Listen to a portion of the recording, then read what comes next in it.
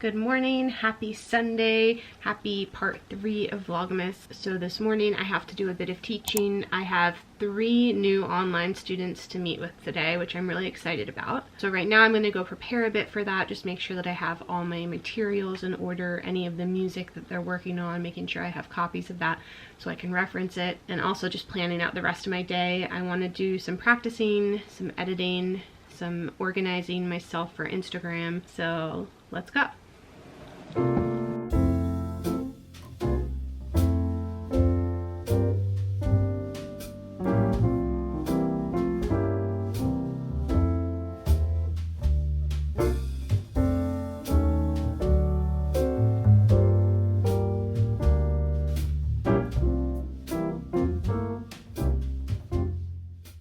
So I just finished up teaching. I got to meet some new students, which is great, and I don't know, I'm just always so excited when I get to meet new people and work with people that are even halfway around the world that are just so enthusiastic and excited about learning and improving.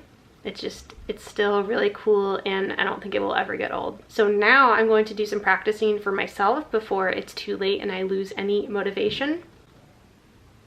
If you've seen my previous videos, then you know that I'm doing this get back into flute shape plan. I think today is day 4 of that, and I'm excited to see if it feels any better or sounds any better. I don't have extremely high expectations. I'm just trying to go with the flow and not put too much pressure on myself and not be too judgmental about how it sounds, but just feeling accomplished that I'm doing it every day, and I think that's what counts right now.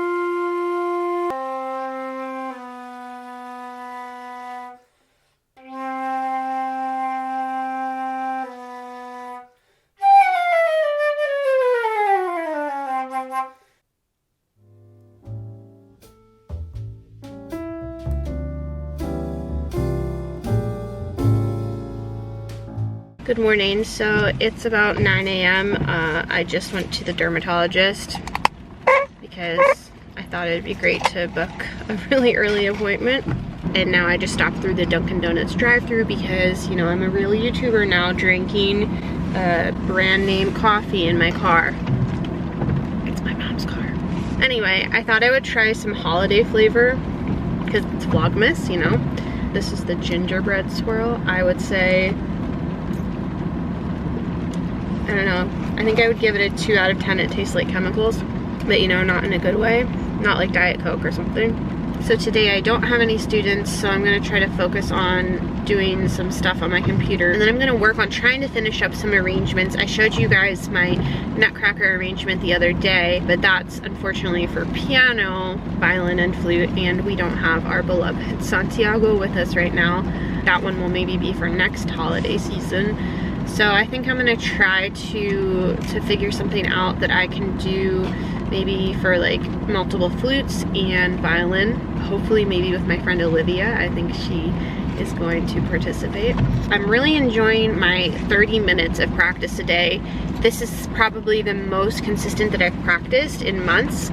And yes, it's only 30 minutes, which is a fraction of the time that I should be doing or was doing in the past, but I'm being consistent about it, and that's the most important thing. I think that sometimes with my students, I know they can get overwhelmed when I'm like, you have to practice your skills, you have to do this, you have to do that, and then they leave it all for one day of the week and hope that they can cram it right before their lesson, and that's just not the way it works. It's better to be consistent and to do less every day and to do it consistently. That's how you're gonna make the progress. So I'm trying to take my own advice that I would give to my students. We've got this amazing gloomy rainy weather, and I have been driving around listening to this amazing album of Lully. If you don't know Lully, taking it back to the 17th century, the time that I feel like I was meant to have lived in. You know, like when kids these days are like, oh, I'm such a flower child, I was meant to live in the 70s. And I'm like, honey, I was meant to live in the 17th century. Anyway, check it out. Good stuff. Luli. I'll put the album somewhere over here. You will be driving around feeling like 17th century aristocracy. 2 out of 10 for the coffee, 10 out of 10 for the Luli. Highly recommend. Great way to start your day. Okay, I think I have to stop drinking this now. I'm way too sensitive to caffeine. And I just feel myself starting to ramble and become very hyper. Anyway, let's go home and I will catch up with you guys later. So on my video from Vlogmas Day 1, there was a question about what app I use for my drone. I have a lot of tuner apps on here, and there's also some like YouTube playlists of drones, but my favorite thing to use is Tunable, and it looks like this. It's kind of hard to see with the lighting in here, but there is a green line down the middle, and that's showing you when you're in tune, and then anything that's pink on the other sides is either sharp or flat. There's a great option that you can kind of expand the green part to account for vibrato, but the more narrow you make it, the more obviously picky it is with your intonation. But my favorite thing to use is this down here that has all these different pitches, and you can select the octave that you want, and then here there's a button to sustain it. So I like to put often like I don't know, like 3 octaves of the single note, or you can make it play a chord, really anything that you want. So for example, you just press sustain and then you pick the pitch that you want. And if you want to put it in octaves, and then you can also build up a chord or any interval that you want. I think it's really useful. When you just use it on your phone, it's not quite loud enough. So I like to use this little portable speaker. It's really powerful. It's pretty small, and it fits very nicely in my flute bag if I'm traveling or anything.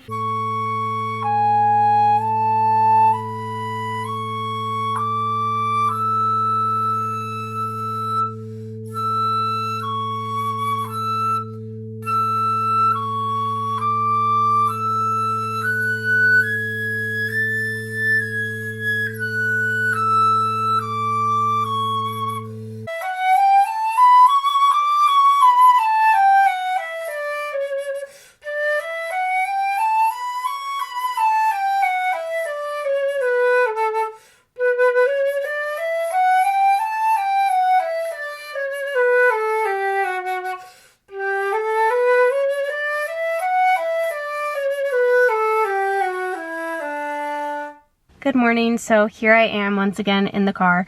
I just dropped Jeremias off at the eye doctor, and then later he has another doctor's appointment that I have to run him to. We're trying to get in all of our appointments before the new year with our insurance. So it's been like doctor appointment central over the past few days. So while I'm sitting here, I thought that I would finally show you some more of my arrangements and the process behind how I make them. So before I do that though, I wanted to mention, I know how yesterday I shared that album of Luli that I was listening to. This morning we've been listening to Corelli's Christmas Concerto. If you don't know it, you should check it out. It's gorgeous, more beautiful 17th century, early 18th century music. So highly recommend. Love Corelli. It's so refreshing. It will start your day off on the right foot. I'm trying to listen to some different things in my rotation. Normally when I hop in the car and plug my phone in, it immediately starts playing either the St. Matthew Passion or Swan Lake, which are my 2 top favorite pieces of all time, but I think I need to mix it up a bit. You know, when people always ask you that question, if you could only listen to one piece for the rest of your life, what would it be? Yeah, mine would either be Swan Lake or the St. Matthew Passion. I know, very different, contrasting things. And Bach would probably think it's sacrilegious that I'm putting those 2 in the same category, but let me know in the comments, if you could only listen to one piece for the rest of your life, what would it be? Or you can pick 2, because I know I can't pick just one. Okay, so now to the arrangements. So I decided I wanted to make a flute quartet version of O Little Town of Bethlehem. So I just found the standard hymn online on IMSLP, and then I just opened that up on my iPad so I can reference it, and then I'm just going to go in on my music notation software and just put it into there. I mean, I could read this just off of here, but I thought it would be nice to make a separate version, and I'm gonna have to take it up the octave obviously if I want to keep it in this key. Okay, so I just finished putting it into MuseScore, which is the notation software I use. I have some voice crossing down here in the 4th and 3rd flute part, just because obviously I can't play a low B flat on the flute. So if I was putting more time into this, I probably would pick a different key and try to fix that up a bit, but I thought that I would just show you something really simple that I can do on here. So for this, I literally just copied the 4 parts from the hymn and just put it up the octave to better fit the flute. So now I'm going to show you how I approach something that is using an orchestral score. I'm not saying that I'm an expert in this by any means at all. This is just kind of a new hobby that I've picked up over the course of the pandemic, and just something that I'm trying to play around with more, and I just really enjoy doing it. So I really want to make an arrangement of the Sugar Plum Fairies variation from the Nutcracker. I think that I'm going to try to do it for maybe 2 flutes and violin, but there are a lot of voices in here, so I think I'm gonna have to do some doubling with the instrumentation. But anyway, so I downloaded the score off of IMSLP. Now I'm just going to start putting some things into my software and see what works, see what doesn't, and I'll see how much I can get accomplished in the time that I have left while I'm waiting here for Hermias.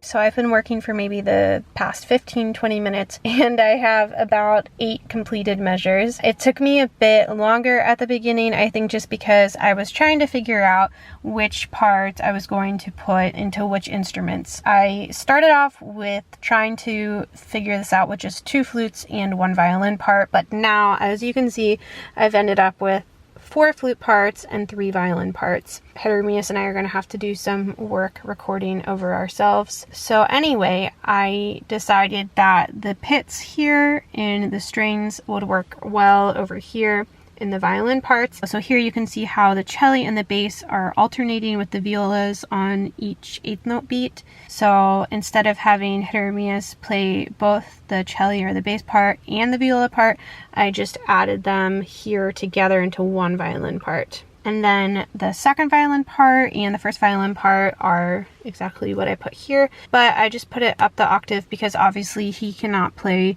this E here on his violin. Then here, the famous part that the celesta or the celeste is playing, I took all 4 of these voices and then just put them in over here in 4 separate flute parts.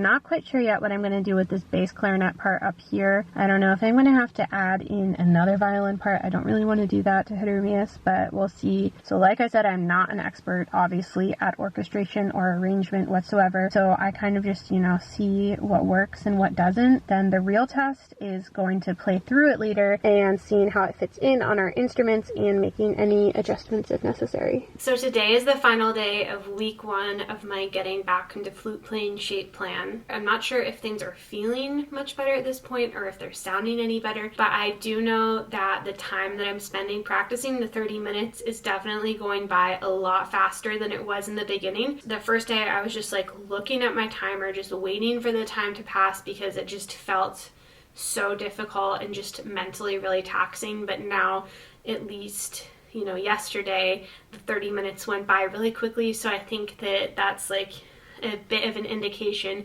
that by tomorrow I think I will be ready to add in some extra minutes. Also, I just want to say I know that I'm not sounding my best during these practice sessions. That's why they're for practice. It's showing a lot of the weaknesses in my playing, but that's what happens when you practice. You're supposed to be working on these things. So I just wanted to put that out there, that I'm not in any way trying to present some type of finished product to you all. And it's the dirty work. It's the part that's not the most glamorous or the most flattering, but it's what you have to do. And because I'm vlogging this experience, I thought that I would not hold back and that I would show you all what's happening behind the scenes.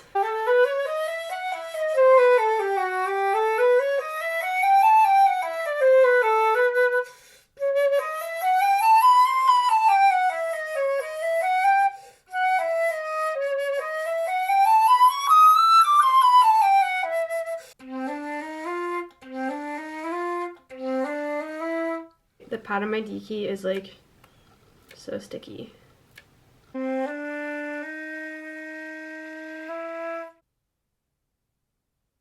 I think my flute is rebelling against me. He's like, I'm not used to being played this much. Why are we practicing? Put me back in the case. So I finished up my practicing and now I'm working on my arrangement some more. I played around with it a lot and I tried to figure out what to do with the bass clarinet part. Decided to add another voice and hopefully my friend Leah is going to help us out for the viola part here.